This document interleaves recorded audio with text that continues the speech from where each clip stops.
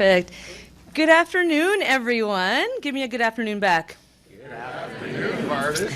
I like it. Bonjour à toutes et à tous. Thank you for joining us today for this important announcement in support of Canada's defence industrial strategy. Before I begin, I would like to acknowledge that we are on the traditional territory of the Anishinaabe, Haudenosaunee, and Neutral people. I always find that it's important to take time to acknowledge the land so that we know where we're coming from. And I think oftentimes people know that I always say as much as the world needs more Canada, Canada needs more Waterloo. And I think that's because we are a born-raising community. We care about our own community, but we care about the well-being of the country as well. And the best way to have a vision for the future is to ensure that we don't repeat the mistakes of the past. So knowing where we come from helps us get to that better spot. And I think today's announcement demonstrates the government's vision under the leadership of Prime Minister Mark Carney that that is our intention, and we hope that we can get there by working together. My name is Bardish Chagger. I'm the Member of Parliament for the riding of Waterloo. I will also serve as your MC for today's event. Today's announcement builds on the Government of Canada's defence industrial strategy and underscores our commitment to strengthening Canada's domestic defence sector, supporting Canadian innovation, reinforcing economic sovereignty, and ensuring that Canadian companies remain leaders in critical technologies that protect our security and prosperity. We are proud to be here at BlackBerry, a globally recognized Canadian company at the forefront of secure communications and cyber security innovation. This is not something new. BlackBerry has been doing this since its inception. There are many people who will have different feelings about BlackBerry, but I'll tell you, I have never had a device like it. I've never experienced secure communications like I did with my BlackBerry, and I think it's absolutely fitting that we see the minister here with us today. So now it is my pleasure to welcome the host of today's event. Please join me in welcoming the Chief Executive Officer at BlackBerry, John Giamatteo, who will share a few words about the company's work and contributions to Canada's defence and security ecosystem and the importance of today's announcement to Waterloo and to Canada. Welcome. Thank you. Terrific. Well, hey, good afternoon, everybody.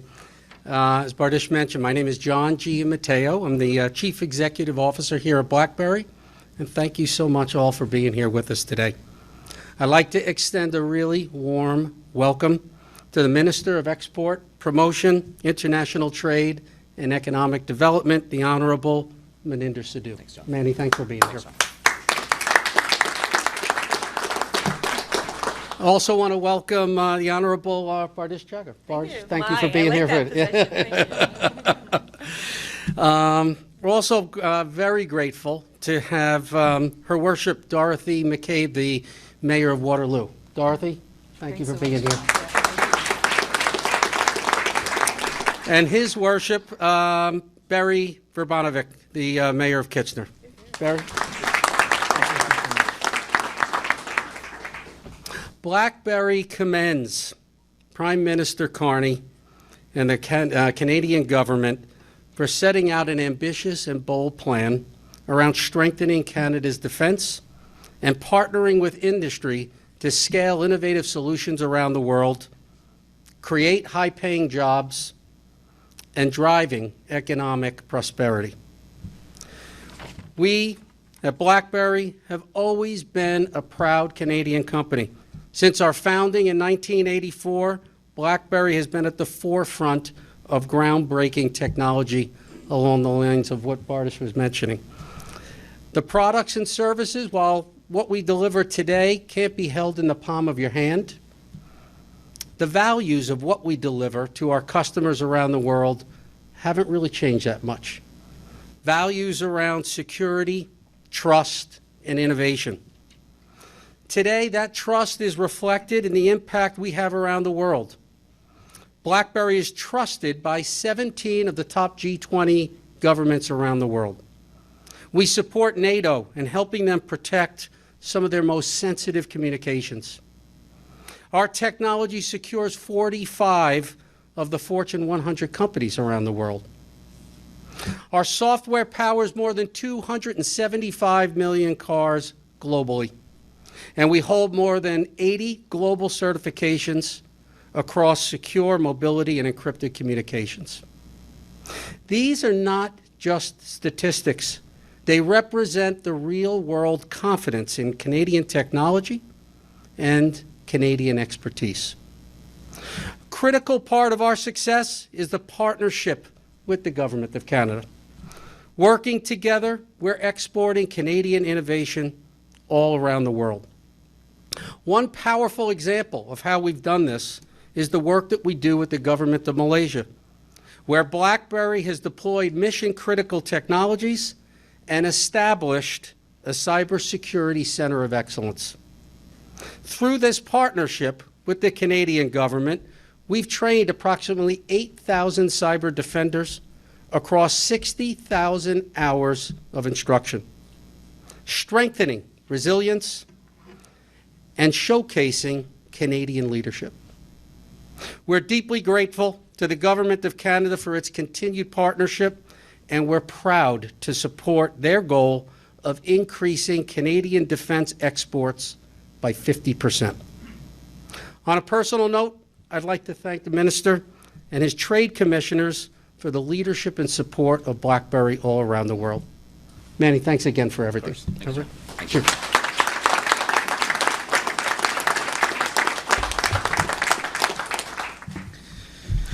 Well, good afternoon, everyone. Bonjour et tous. First and foremost, I want to say a big congrats to our hockey team that won 3-2 today. So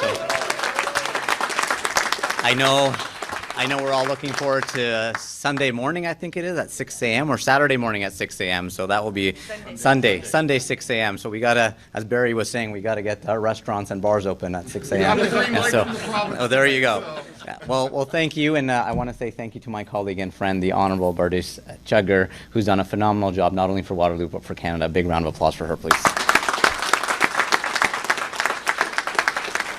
And thank you, John, for hosting us here, a Centre of Canadian Excellence, great talent here, great innovation, and so it's phenomenal for me to be back here in Waterloo, a town where I graduated from way back when.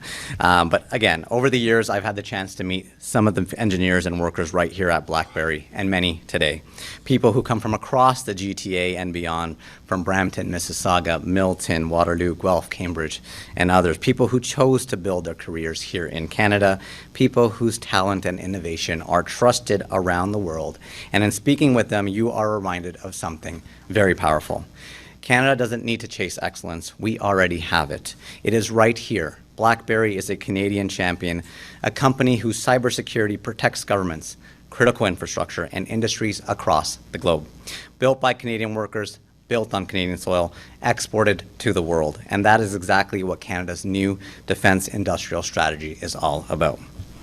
It's about making sure that more of what Canada needs is built right here. It's about making sure Canadian workers benefit from Canadian investments. And it's about making sure Canada leads. For far too long, the formula was backwards. Too often, Canadian defense dollars left this country instead of strengthening our own industries and workers. That ends now. This strategy sets a clear target. 70% of Canada's defense procurement will go to Canadian firms. That means more contracts staying here, more jobs created here, more innovation done here, and more Canadian companies scaling and exporting to the world. This is how we strengthen our sovereignty, this is how we strengthen our economy, and this is how we create opportunities for Canadian workers and communities across Canada. To deliver this, we are investing over $6 billion to support innovation, research, procurement to expand our defense industrial base. Our government is establishing a new defense investment agency, and its mandate is clear. Cut red tape, accelerate procurement, invest in Canadian companies, and support innovation, and ensure Canadian industry is at the center of Canada's defense future. This agency will help Canadian companies grow faster, compete globally, and create high-paying jobs right here. Because this is not just a defense strategy, it's a job strategy, it's an industrial strategy, and it's an export strategy. Over the next decade, this strategy will unlock over $180 billion in defense procurement opportunities and $290 billion in defense-related capital investments right here in Canada.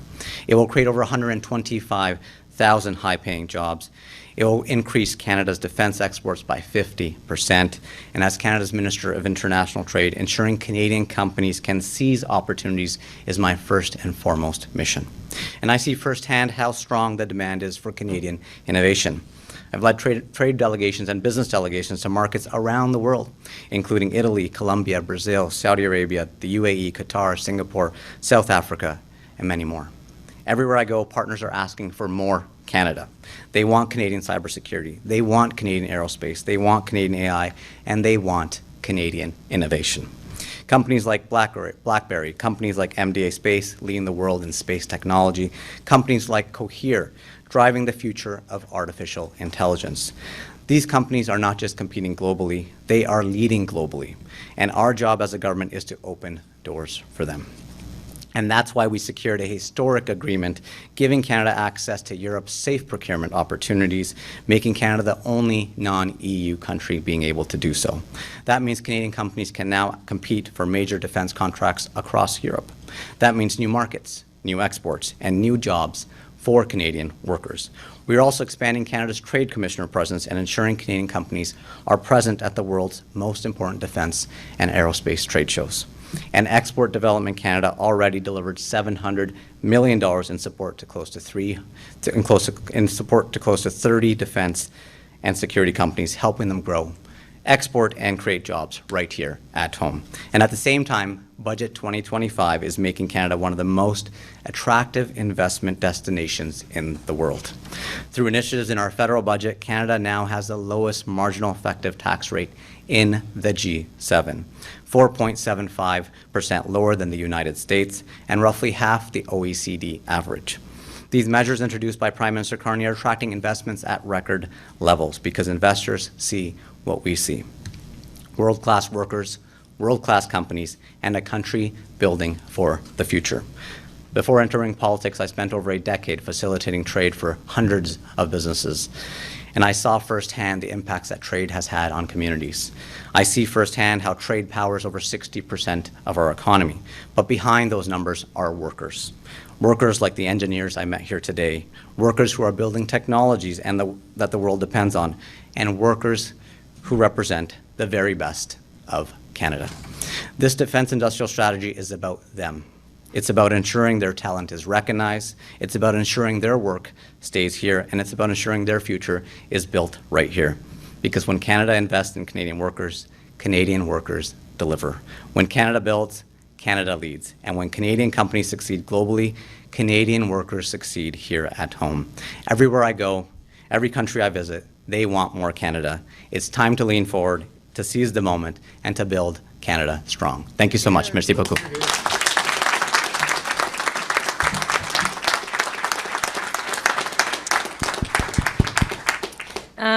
That was really good. I have to say, you know, it's fascinating when you listen about Canadian solutions entering the world. I think Canadians often think that means we're going to miss out on our own backyard, but that's not true. The solutions that Waterloo and Canada have are good for Canada, and they're good for the world. And I think that's why this vision under the leadership of Prime Minister Mark Carney is exactly right. We can't just keep it in Canada. We got to help the world. And hearing what you've shared today, I know will provide a lot of confidence to Canadians. I know they will provide confidence to constituents in the riding of Waterloo, because security matters. And we want to know that the government of Canada is doing something about it, and clearly we are. So it's great to have you here with us today, Minister. Thank you for your time and attention. The Minister's team is also here. They have done a tremendous job actually reaching out to businesses from coast to coast to coast to ensure that you're gaining opportunities when it comes to the trade missions. So thank you for opening your doors. Thank you for recognizing the value of the talent and innovation within our amazing country. And thank you again to BlackBerry for hosting us today, and to all you do in making our community and country even better, and to all of you for joining us. It means a lot to me. And my colleague Tim Lewis, the MP for Kitchener-Conestoga, is on a little bit of a mission himself, as he is working on Canada-US missions, amongst other things, and he asked that I share his best wishes. And to both mayors of Waterloo and Kitchener, Thank you for always taking the time to work with all levels of government to ensure that our constituents do well. Today's announcement reflects our shared commitment to building a strong, secure, and resilient Canada, powered by Canadian innovation and Canadian expertise. This concludes the formal part of the program, and we will now turn over to the media for questions, and I would love to invite Erin to come forward to moderate the Q&A portion. So thank you all. Have a great afternoon. Keep well and safe. Merci beaucoup. Thanks so much, Bardish. Thanks everyone for being here. So we'll go into our 10 minutes of questions. It'll be one question, one follow-up. If you could please announce your name and outlet.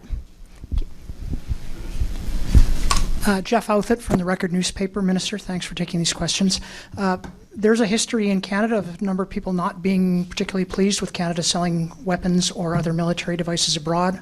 There was controversy about London, Ontario building trucks that the Saudi military was using. There's been controversy here about, in this region, about local software being used by foreign regimes to suppress their own people. So let me ask you that. Are you concerned about a grand expansion of Canada becoming an exporter of military and software devices that could be used against civilian populations or in situations that Canadians would not be comfortable with? Well, thank you for the question. In terms of your question in regards to our defense exports, we have one of the most robust export permitting regimes in the world, and those are strong guardrails that we have. Of course, we want to continue to abide by all ethical and our principles, but standing around me are employees and engineers that have made world-class products. They ship around the world. Our defense industry is not sustainable without exports, and we need to be able to continue to step up, continue to open doors for them, and so we will do what it takes to continue to put food on the table for Canadians, and part of that is ensuring that there's high-paying careers, especially in the defense sector. I mean, if you look at what our partners are doing around the world, they're increasing their industrial defense capacity, and we got to catch up. Just a follow-up question. Do you believe that attitudes have changed among Canadians these days to Canada being a military exporter of significance in some ways? I want to get back to what I've heard from the Prime Minister about a new sort of reality of the world, and I want to get your take on whether the time for us to be worried about that has passed. Well, if you look at where our defense exports currently go to our largest trading partner down south, there's a lot of things changing there, a lot of tariff policies being put into place that's really redrawing the map of where our exports will be going. Of course, the U.S. will continue to be an important trading partner to Canada, but we need to continue opening markets around the world where our products are especially appreciated. Thank you. Thanks. Hi, Minister Al Sweeney from CHCH in Hamilton. This is about Donald Trump and tariffs. I don't know if you were able to watch him as you were meeting here. After the U.S. Supreme Court rejected some of his tariffs, he said this afternoon that he's going to reimpose those tariffs, if he hasn't done it already, under other powers. He also seems to be talking about another general 10% tariffs, and he says he's raising the threat of cutting off trade with other countries, destroying that trade, and in fact, destroying other countries. Where does this leave Canada? So, I mean, look, as I said, the U.S. is our #1 trading partner. We need to continue working with the U.S., and Minister LeBlanc is leading those conversations. What we said from the very beginning is these tariffs are unjust, and that position has not changed. We still have the best trading arrangement of any country in the world, and we'll continue to work with the Americans on that. But at the same time, my job as the Minister of International Trade is to look beyond North America, is to continue opening doors for our defense industries, for our industries across Canada that are export reliant. There's no doubt about the U.S. I spent over a decade in the private sector facilitating international trade. I use CUSMA, I use NAFTA with hundreds of my clients, and the supply chains are very intertwined. But here in southwestern Ontario, you're seeing the impacts of those tariffs on auto, on steel, on aluminum, on lumber, and we need to continue to help Canadians diversify, and that's exactly what we'll stay focused on. Okay.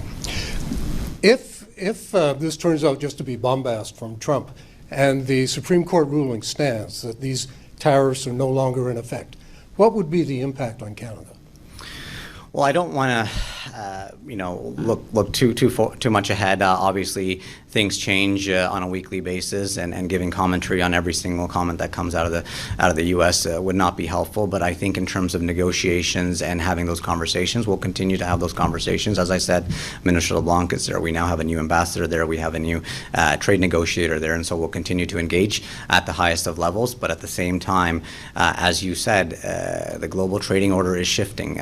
There's certain provisions being put into place that is hurting trade in a certain direction. So we need to be able to guide our companies to other export markets around the world, and we're going to continue focused on that. Thanks.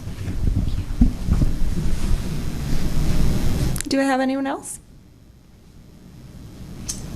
Okay. Thanks so much. Well, thank you, everyone. Appreciate it. Thanks for being here. Yes. Yeah, thank you so Thank you. much. I'll do a picture with